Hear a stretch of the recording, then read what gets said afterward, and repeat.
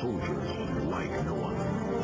They are warriors of consummate skill, of uncommon talent. They push excellence and gallantry to the cutting edge. Grizzled and gritty, they pursue mission upon perilous mission. To this fierce breed of men, no task is too formidable. It is there to be done.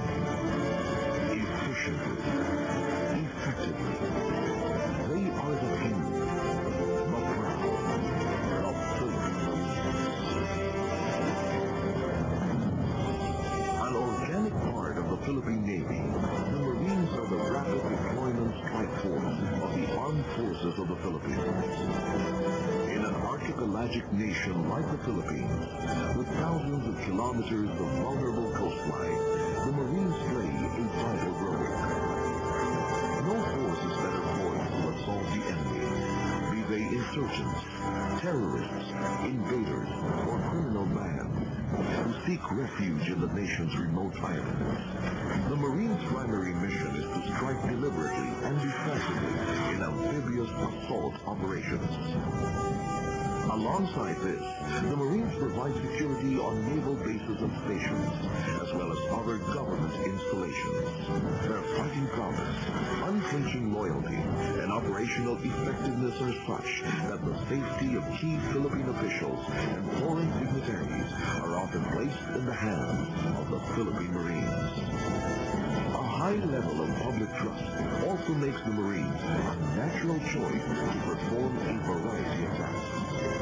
From safeguarding democratic processes to saving endangered lives in times of calamity. From its inception, the Marines were conceived as a highly mobile and lightning-fast strike force. At the height of the Hukbalahad threat following the Second World War, then Defense Secretary Ramon Magsaysay initiated the formation of the Marines to stem the tide of insurgency. AFP General Order Number 319, issued on November 2, 1950, paved the way for the organization of the Philippine Marine A Company.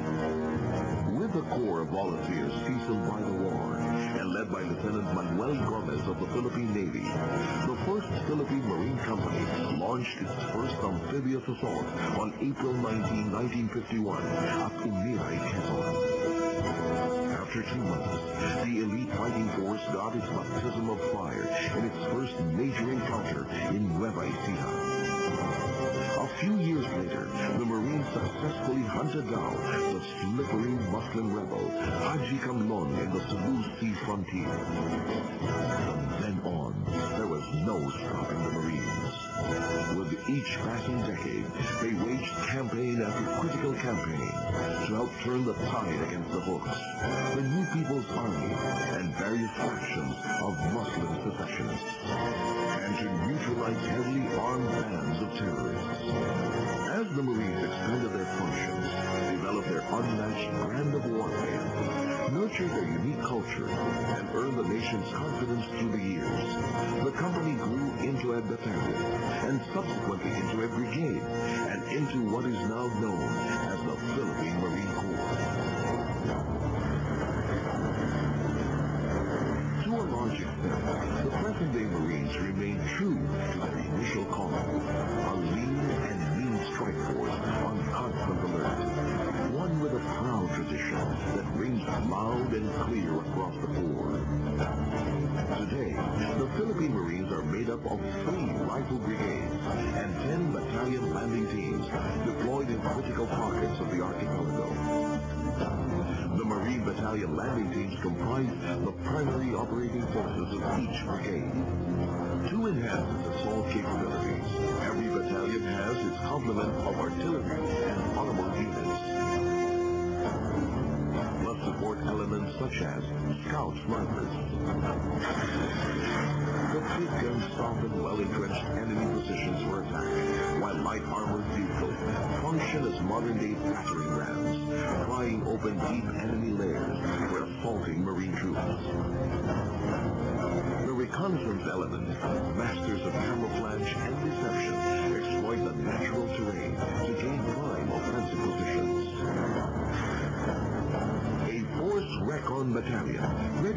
deployed by sea, air, or land, serves as the eyes and ears of the unit commanders.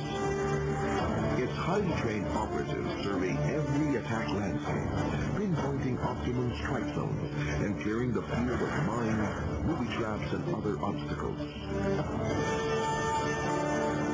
Whenever necessary, the Philippine Marine Ready Force is mobilized. On very short notice, it is able to organize, merge, integrate, and launch amphibious attacks. Its flexible, open-ended structure allows it to tap resources from different units of the Navy or the Armed Forces.